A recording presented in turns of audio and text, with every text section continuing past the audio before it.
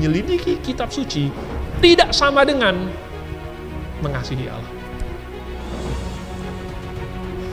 Apa?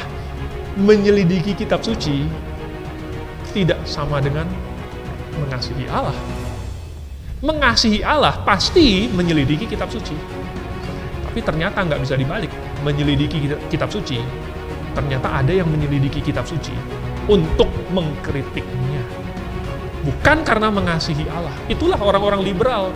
Mereka belajar sampai S3. Sampai sudah S3 bikin tesis apa? Bikin penelitian apa? Bahwa ternyata firman Tuhan ini, bukan firman Tuhan, kitab-kitab yang dikumpulkan ini bukan firman Tuhan. Mereka menyelidikinya, tetapi untuk menghancurkannya, karena mereka tidak percaya kepadanya. Jadi menyelidiki kitab suci ternyata belum tentu sama dengan mengasihi Tuhan. Sama seperti banyak orang hari ini menyandang predikat Kristen, tetapi tidak berarti mereka mengasihi Tuhan. Banyak orang datang ke gereja, tapi karena itu ditenteng dari masa kecilnya. Orang datang ke gereja karena di situ ada orang yang menarik mata dia. Orang datang ke gereja karena macam-macam alasan. Belum tentu karena dia mengasihi Tuhan. Jadi kalau kita hari ini mendengar kesaksian-kesaksian yang sudah kita baca, bukan hanya kesaksian Yohanes, lalu kemudian ada lagi kesaksian kitab suci, apa yang akan apa respon kita? Jangan sampai jadi kayak orang Farisi, orang Saduki, imam-imam ini, ahli Taurat ini. Karena apa yang mereka cari? Mereka menyelidiki kitab suci nggak? Lebih rajin dari kita. Mereka zaman dulu itu menyelidiki kitab suci lebih rajin dari hari ini kita. Tetapi, demi apa? Demi kehormatan manusia. Demi jabatan. Demi kekuasaan.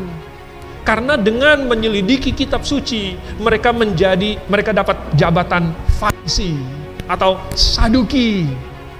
Lalu mereka mendapat jabatan, mereka mendapat kehormatan. Kalau gitu saya mesti baca nih, saya mesti baca firman Tuhan. Saya mesti belajar 1 raja-raja, 2 raja-raja. Tapi supaya menang CCA. Sebenarnya nggak benar-benar ini sih, nggak benar-benar suka banget ya, mau tahu apa sih ini, apa sih yang Tuhan ajarkan. Pokoknya saya taunya ada habis Nabi Elia, habis itu Elisa, habis itu cuman menghafal saja. Buat apa? Ya, buat apa? Karena orang-orang Farisi lebih hafal dari kamu. Orang Farisi lebih hafal dari kamu. 1 dan 2 raja-raja sudah mereka hafal. Ahli-ahli Taurat itu, bahkan halamannya nomor, itu ya, tentang Naaman itu ya, itu pasal 7 itu, udah hafal dia. Ayat berapa itu, pasal 7 ada berapa ayat, sudah hafal dia. Seandainya kita hari ini datang ke gereja dengan suatu motivasi lain, segera bertobat. Dan cari Tuhan, karena itulah prasyaratnya. Dan kalau hari ini,